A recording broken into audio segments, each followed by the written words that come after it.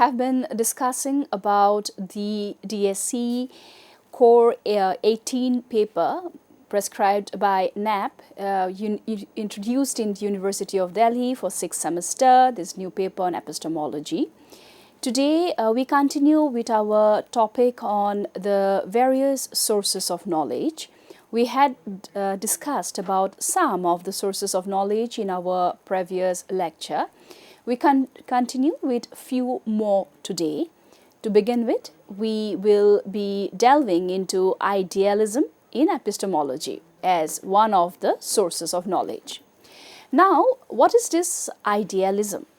Idealism in epistemology is the philosophical view that reality is fundamentally different, or rather dependent on the mind or mental activity. It challenges the assumption that we can know a world that exists independently of our perceptions or ideas. Idealism posits that what we know about the world is shaped, constructed, or constituted by the mind or consciousness. Some of the key features of epistemological idealism can be characterized as 1. Primacy of the mind. Reality is either entirely mental or deeply influenced by mental processes. Knowledge of the external world is mediated by ideas, concepts, or perceptions. 2. Dependence of reality on perception. Objects and the world as we know them exist as phenomena within the mind rather than independently as things in themselves, as opposed to realism. The nature of objects is inseparable from our perception or conceptualization of them. 3. Rejection of direct access. Idealists argue that we cannot have direct, unmediated access to an independent reality. Our knowledge is filtered through mental representations or ideas. Focus on epistemic limitations is the 4th characteristic of idealism, which means basically that idealism acknowledges the limitations of human cognition in accessing or comprehending the ultimate nature of reality. Knowledge is always tainted by the perceiver's framework. Now, let us discuss the various forms of idealism in epistemology. To begin with, the first is subjective idealism. It is associated with Bishop or George Berkeley. It asserts that objects exist only as long as they are perceived by a conscious mind. The famous dictum of subjective idealism is esse est percipi, or to be is to be perceived. Reality is entirely dependent on the perceiver's mind and God's eternal perception. Secondly, the other form of idealism is objective idealism. Objective idealism is associated with philosophers like Hegel. He claims that reality is a manifestation of a universal or absolute mind. The world is intelligible because it is the rational unfolding of a higher consciousness or reason. We have transcendental idealism. Immanuel Kant introduced this way, arguing that while there is a nominal world, things as they are in themselves, humans can only know the phenomenal world, things as they appear.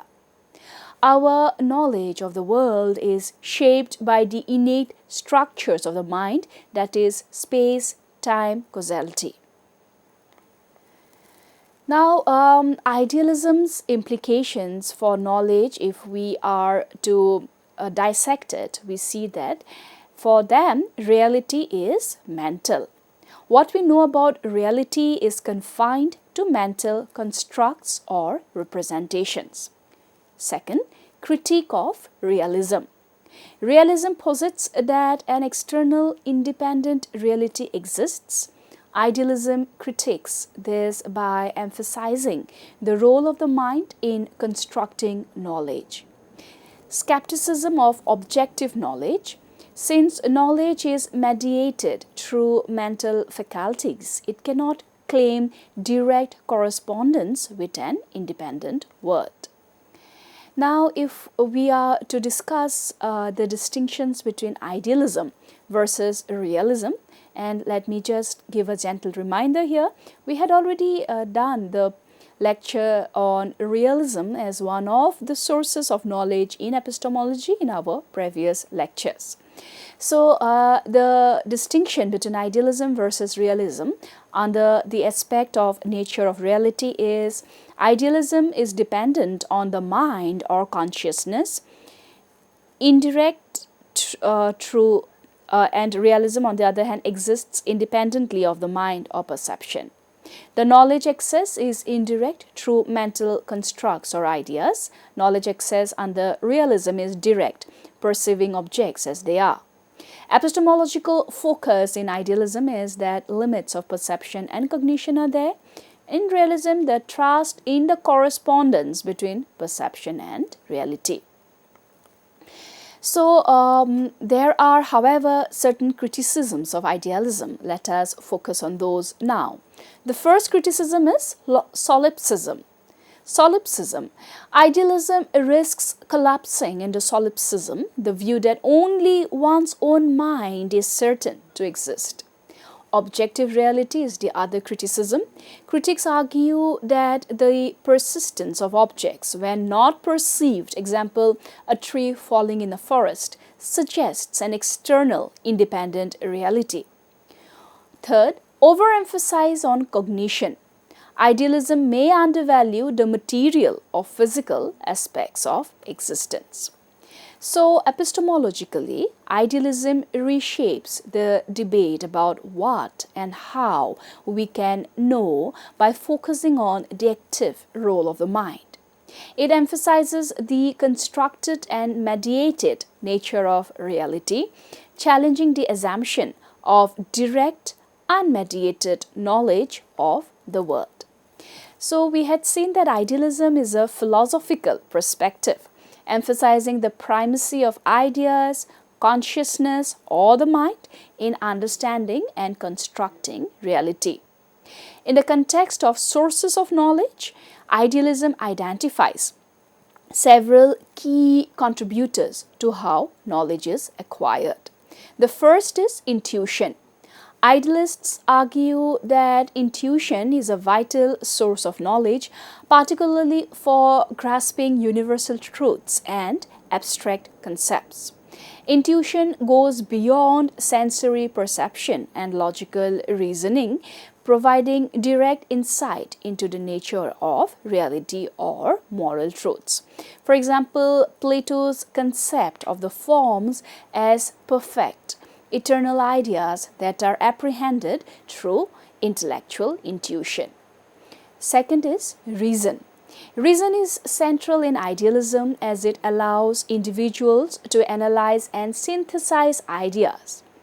Rationalism, closely aligned with idealism, holds that reason is the primary means of acquiring knowledge about the world, particularly in metaphysical and ethical realms. Example, Hegel's dialectical reasoning, where the synthesis of ideas leads to higher understanding.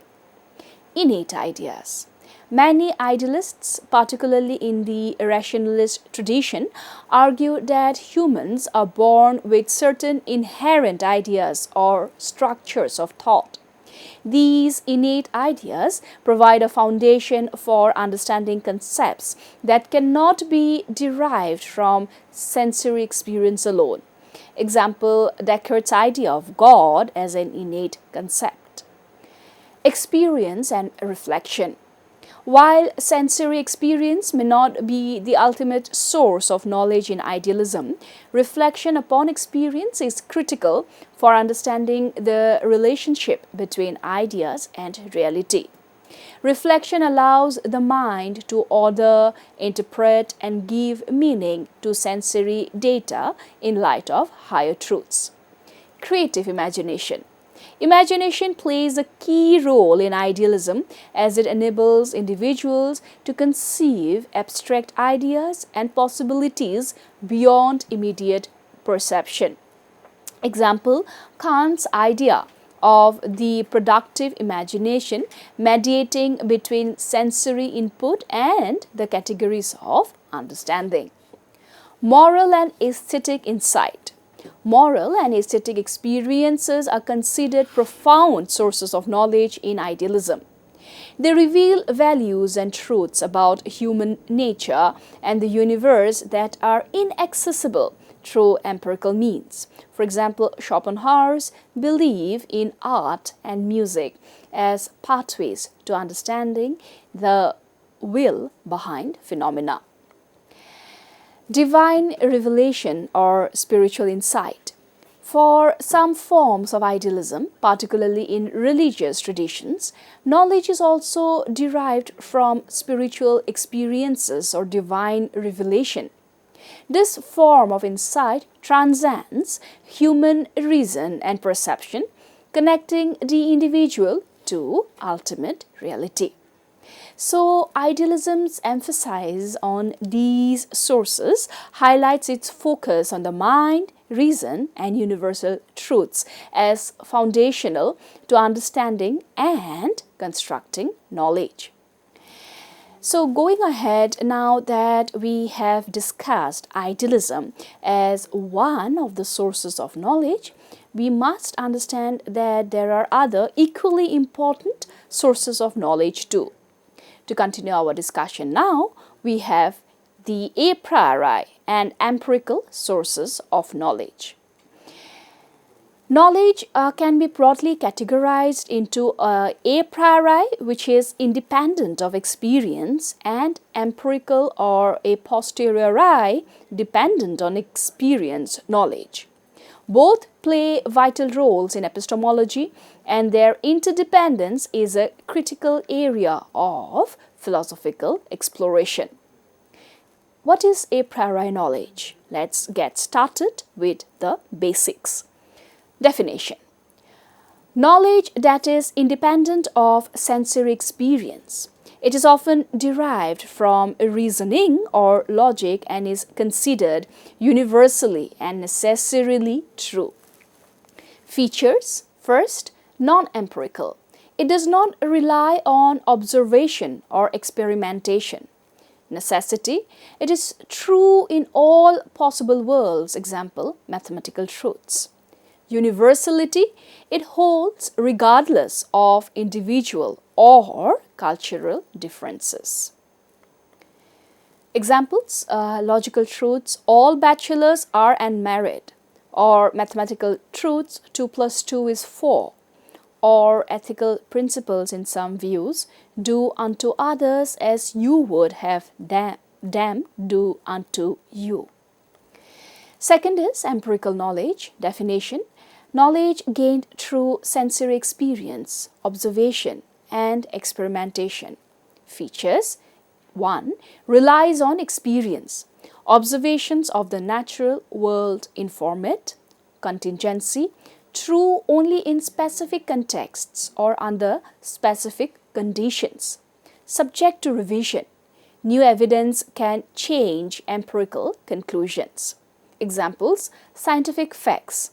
Water boils at 100 degrees centigrade at sea level. Historical knowledge, the French Revolution began in 1789. Everyday observations, the sky is blue.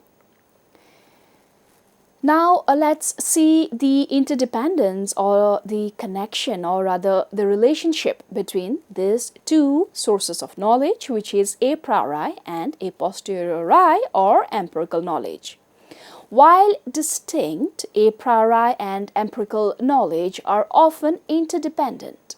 Philosophers have debated how these forms of knowledge interact and whether one can exist without the other. Immanuel Kant's synthetic a priori. Kant argued for the existence of synthetic a priori knowledge, that is, statements that are necessarily true yet provide new information about the world. Example, every event has a cause. This statement is not derived purely from experience, which is a priori, but structures how we understand empirical observations. Empirical dependence on a priori. The framework of understanding is a priori knowledge provides the logical and conceptual framework that makes empirical knowledge possible. Example, mathematics and logic underpin empirical sciences. Without a priori principles such as causality or identity, interpreting sensory data would be chaotic. Now, empirical findings can challenge and refine a priori assumptions. So we see that a priori refinement through empirical insights is also called for. Example, Einstein's theory of relativity revised Newtonian's mechanics affecting the understanding of space and time, previously thought to be absolute, a priori concepts. Mutual enrichment between the two, a priori and empirical.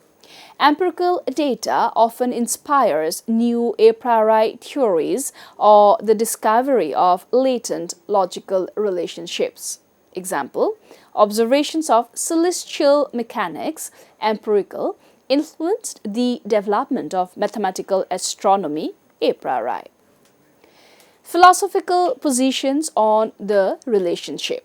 Rationalism, it emphasizes the primacy of a priori knowledge, Descartes, Leibniz and others. Empiricism emphasizes the primacy of empirical knowledge, Locke, Hume.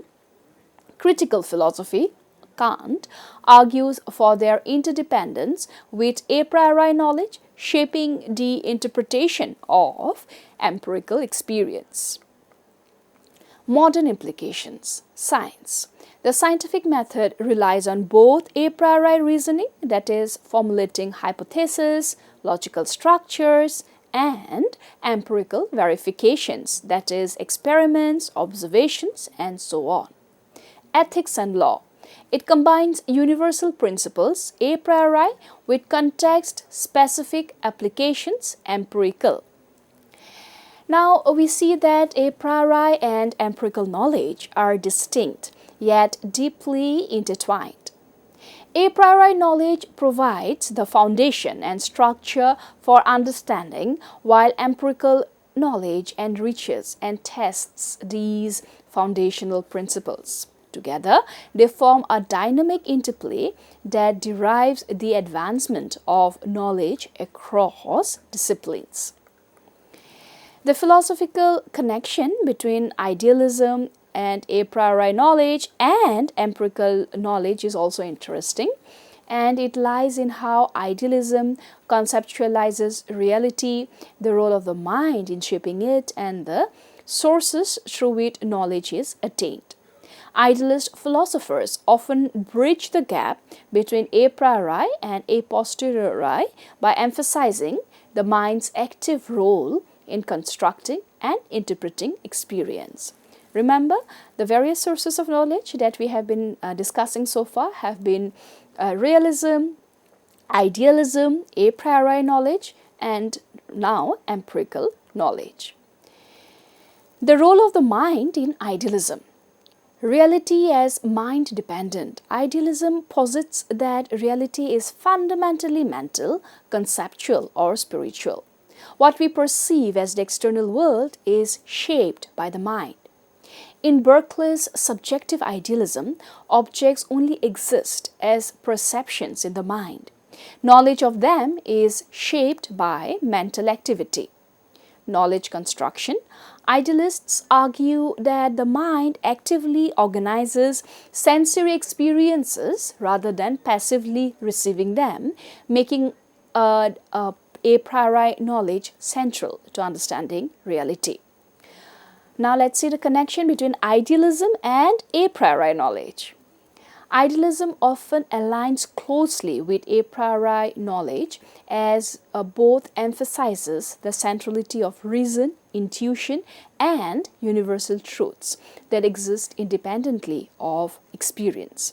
For instance, Plato's theory of forms, knowledge of the forms such as beauty, justice, is a priori, attained through intellectual intuition rather than sensory experience. Kant's transcendental idealism. A priori categories of the mind such as causality, space, time, structure all human experiences. These categories are necessary conditions for any empirical knowledge. Abstract and universal truths. Idealists often claim that truths about morality, logic, or mathematics are not contingent on the empirical world but are discovered through reason or insight. Now let us see the connection of the other two sources of knowledge, and that is idealism and empirical knowledge. Empirical knowledge as secondary.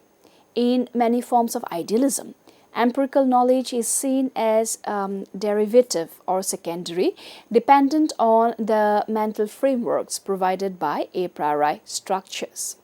Berkeley, sensory experiences provide knowledge, but they are meaningful only because they are interpreted by the mind. Kant, while empirical knowledge originates in sensory experience, it is possible only because the mind organizes that experience using a priori categories. Phenomenal and nominal distinctions. Kantian idealism distinguishes between the phenomenal world, that is, the world what we experience structured by a priori categories, and a nominal world, that is, things as they are in themselves beyond experience. Now let us have a look at the connection between a priori and empirical knowledge in idealism. A priori knowledge, Kant's philosophy bridges idealism, a priori and empirical knowledge through the concept of synthetic a priori judgments. These are statements that are necessarily true a priori, provide new information about the empirical world, synthetic, and thus are called as synthetic a priori statements. Example, every event has a cause is not derived from experience but structures how we interpret experience. Empirical knowledge as a construct. For idealists, empirical knowledge is not purely out there to be discovered but is constructed by the mind, which applies a priori principles to raw sensory data.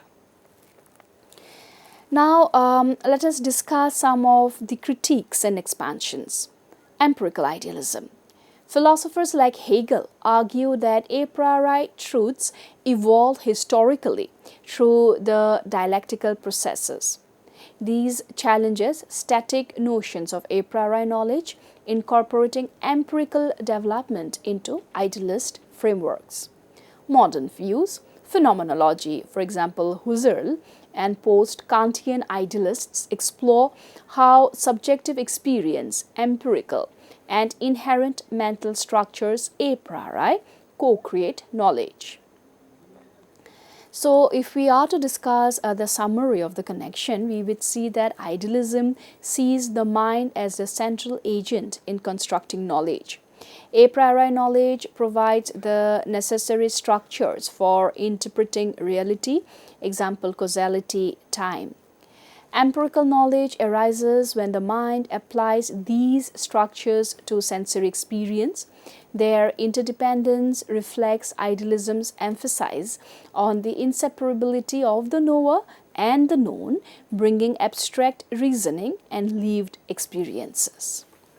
Now, going further, we would like to discuss what are the gaps in a priori knowledge and empirical knowledge. Both a priori and empirical knowledge are critical sources of understanding in philosophy, but they each face certain limitations and gaps. Below is an outline of the key gaps in a priori knowledge, that is, knowledge independent of experience, and empirical knowledge, which is knowledge derived from sensory experience. Gaps in a priori knowledge. A priori knowledge is considered to be independent of sensory experience and is often linked to logic, mathematics, or certain necessary truths. Some of the main gaps are: 1. Dependence on assumptions. A priori knowledge often relies on assumptions or presuppositions that may not be universally valid. For example, a principle like causality is accepted as a necessary truth in many a priori frameworks, but this may be questioned, especially in quantum physics or other alternative frameworks. A priori knowledge can be too abstract and assumes that certain logical structures or categories are universal, which may not hold in all contexts. So what is the solution or the way out? Re-evaluating the assumptions behind a priori principles and considering their applicability across different domains of knowledge, especially in light of developments in modern physics and metaphysics. The other limit is the vagueness in application. While a priori knowledge can provide clarity in abstract domains like mathematics or logic, it can be vague or imprecise when applied to the messy complexities of real-world problems or empirical phenomena. Now, a priori knowledge tends to be disconnected from practical realities, and that also is a gap. And it may fail to provide concrete solutions in non-idealized complex situations. So the solution could be complementing a priori reasoning with empirical data and experiential knowledge to bridge the gap between abstract principles and real-world application. Now we will continue further and discuss about the disagreement over the foundational a priori principles and see how they can be tackled. Thank you so much.